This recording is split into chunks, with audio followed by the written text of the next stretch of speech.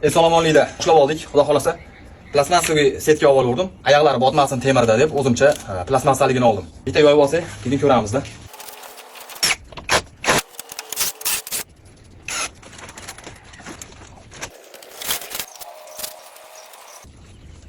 O'zi odatda reyka qo'yishni o'rniga endi gipsakarton bor, gipsakarton qo'yib yuboryapman. Ulag'iga. Axlati bilan eritib yuborishmasa kerak-a. Ushlab qoladi menimcha.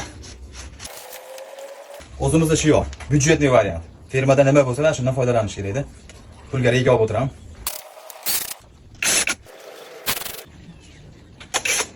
Chotki qilib ichkarisini, setkasini yoyib oldik. Ancha уже vit berdi. Chekaga, o'rtaga, bu chekaga firmada borki materialdan foydalandim. Gipsakarton, plastik. Endi har qalay siljib ketmasligi uchun-da. Menimcha normalniy bo'lsa kerak, tushib ketmasa kerak. Bu ham 500 gram turadi. Ha, bilmadim.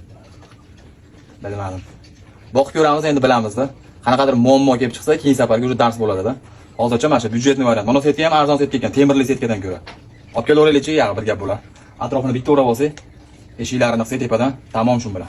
Ko'kayni bittasini qo'yib ko'rdim. Sal kichkinasini arvag'ini olib qo'ydimmikin deyman-da. Temperatura o'sha edimikin ish qilib bu. Men bundan qalinlari ham bor ekan, men bo'laverammikin deb o'ylabman-da. Adashdim u.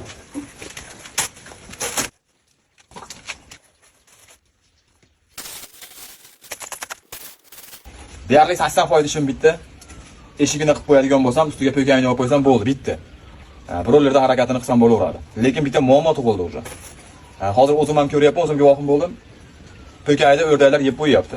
Demak, tovuq ham yeyishi mumkin-ku, katta ehtimol, to'g'rimi? Qanaqadir bir ximikati bormi buni, vitamini bormi bilmayman. Buni ichiga endi nimadir to'sish kerak ekan, shu jo'ja bo'yoq yeb qo'ymasligi uchun. Kalla qotdi. Tepani yopib qo'yadigan bo'lsam, yeb qo'ysa yana divaynoy ishkal bo'ladi.